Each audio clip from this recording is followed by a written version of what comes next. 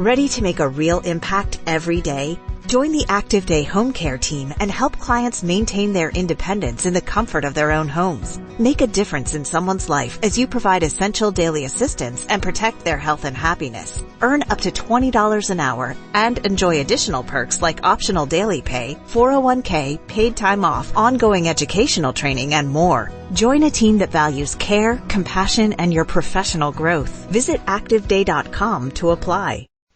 From Hollywood, it's time now for... Johnny Dollar. Hello? Hello. Johnny? Yeah, who's calling? Hello? Hang on a second, Johnny. Look, what the devil... Is that you, Joe? Joe? Sorry to keep you waiting, Johnny. I was trying to get all the dope on another phone. What dope? And how did you sober up so fast? There's a big story breaking, boy, and lush or not, I'm still a reporter. Then go somewhere and report. I'm going to bed. You want to bet? Now, look, Joe. Nobody sleeps in Greensport, Johnny. It's a wide-open town. Racket, shootings, a murdered police chief with a lovely widow. Sure, fine. So what's the big story? A fire, boy. House burning down. Flames 50 feet high. 3 alarms. Put your clothes on and let's get going. You get going. The only big story I'll be interested in is when Marty Blake is charged with murder. Johnny, that's where the fire is. At Marty Blake's.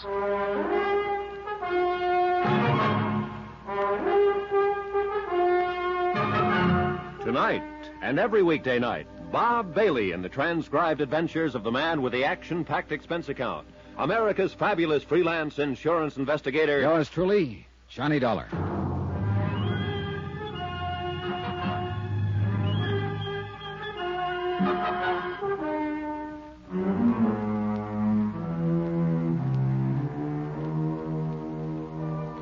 From Special Investigator Johnny Dollar, location Greensport, Missouri.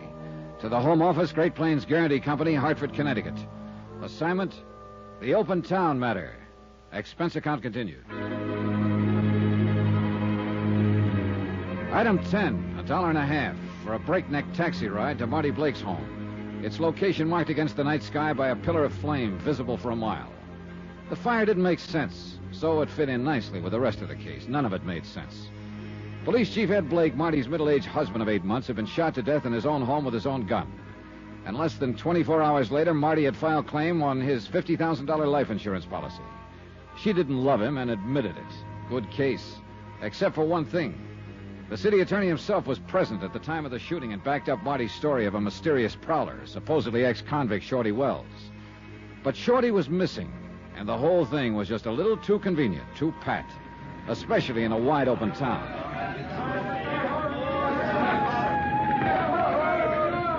Joe Cradley was going to meet me at the fire, but I didn't see him around. The flames had taken a strong hold, and the whole outside of the house was blazing.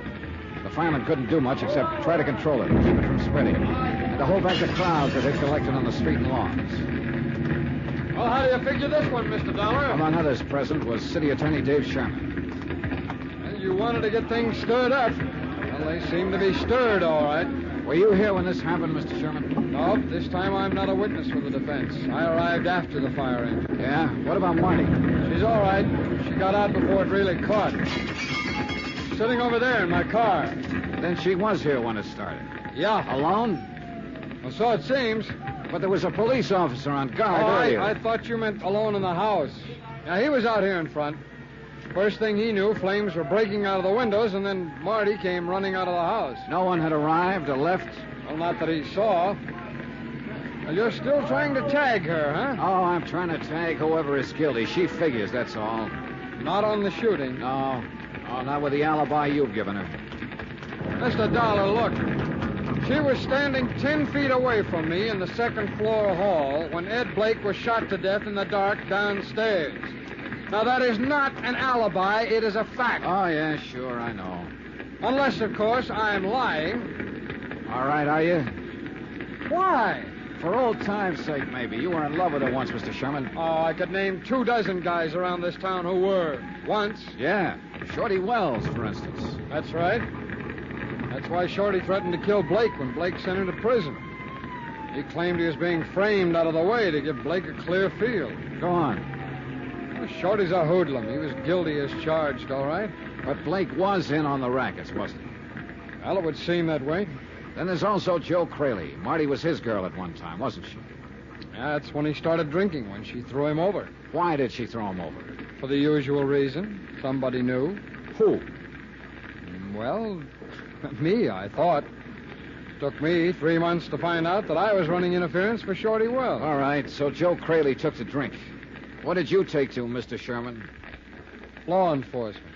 I set out to break the rackets in this town and get rid of hoodlums like Shorty Wells and all the rest of them. Yeah, but the rackets are still here. And I'm still trying, Dollar.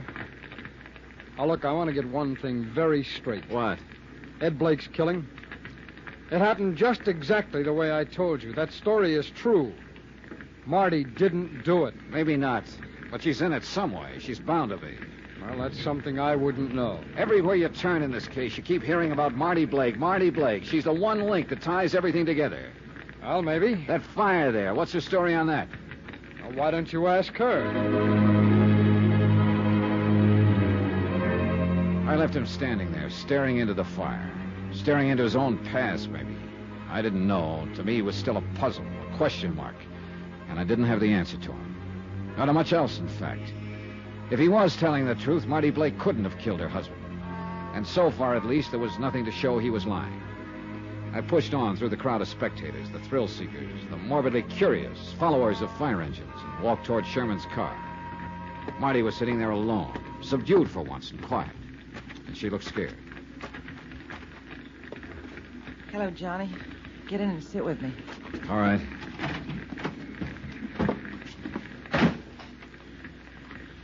Look at it. Isn't it terrible? Yeah, it is.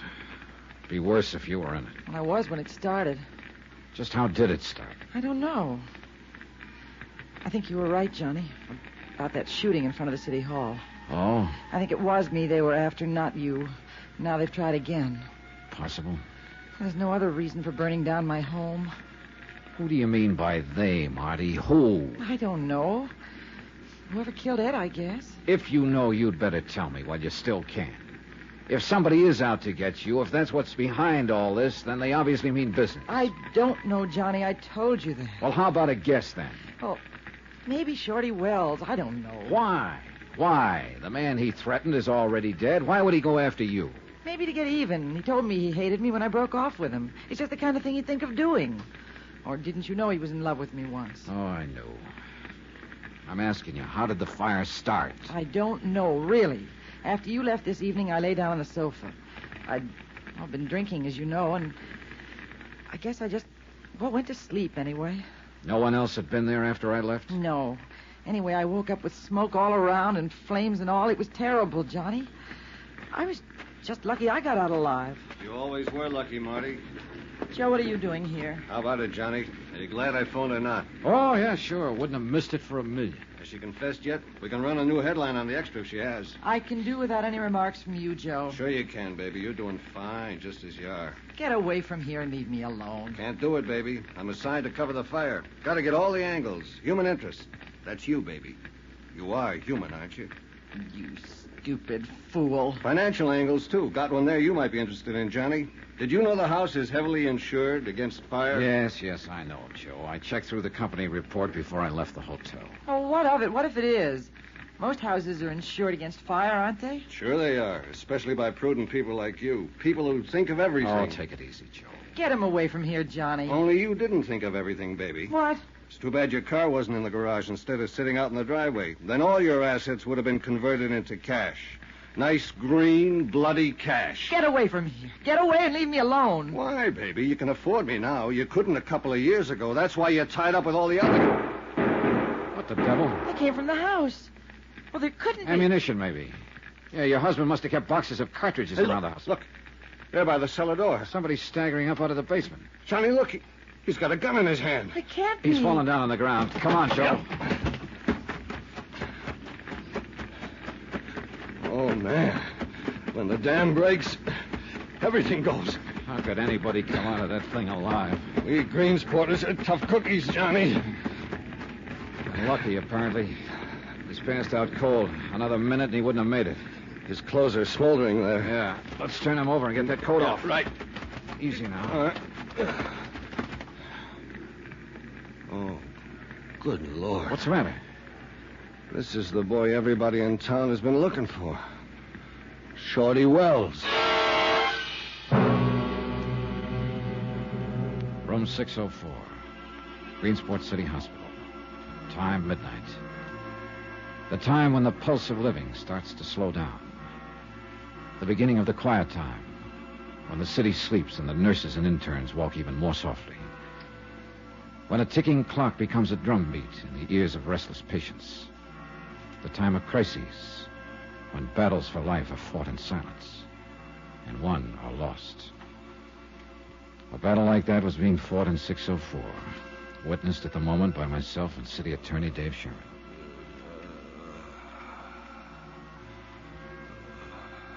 Well, this is always the tough part. The slow part of waiting it out. Maybe a long wait, Mr. Sherman. Nearly 3 hours, and he still hasn't regained consciousness. You know, I can't understand where he's been hiding out since Blake was shot. Yeah, well, it's hard to tell. I've turned this town upside down, I tell you. I just can't understand it. Oh, I can't understand a lot of things. It's just another one of a lot of things about this case that are hard to figure out. Well, it's tied up with the rackets, that's what I'm sure of. I'm not sure of anything about this mess. Yes, if we could just tag the person behind them, we could wrap it up. If we could only... Oh, excuse me. I'll get it. Dave Sherman speaking. Oh, yes, Mayor. Oh, Dr. Morton says he may hang on for a day or two, but as far as pulling through it, he hasn't got much chance. Oh, he hasn't been conscious at all yet. Yes, I'll keep in touch. I'll let you know the minute there's a... All right, Mayor. Good night. Mayor Lyons, huh? Yeah. He's a real fuss budget sometimes. You gotta go to bed. Wait a second. Hey, he's trying to talk.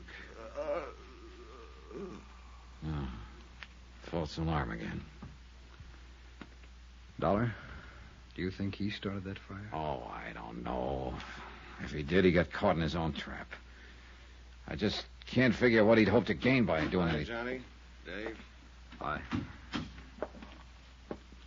Has he been able to talk yet? Not yet, Joe. Get your story found? Just under the wire. Of course, it consisted mainly of questions. Well, Shorty Wells has the answers. If you were only able to give them out. I can't figure him firing those shots, Johnny. I can't either. He fired them before he came out of the blaze. He apparently wasn't trying to shoot anyone. He couldn't even see anyone the way he's burned. I'm afraid all we can do is wait. At least we'll know the whole story once he's able to talk. Suppose he never is able. Well, He's the only lead we've had. And he's the only one we've got now. The whole case is lying right there on that bed. If Shorty Wells dies without regaining consciousness, then we can drop it and forget it. Because we're beat.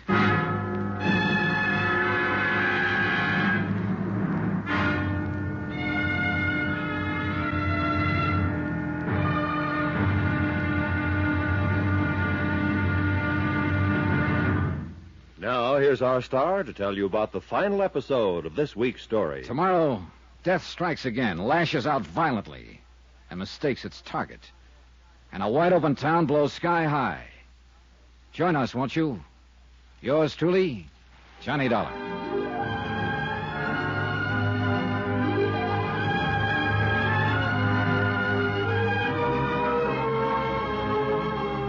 Yours truly, Johnny Dollar, starring Bob Bailey, is transcribed in Hollywood. Written by Les Crutchfield, it is produced and directed by Jack Johnstone. Be sure to join us tomorrow night, same time and station, for the next exciting episode of Yours truly, Johnny Dollar. Roy Rowan speaking.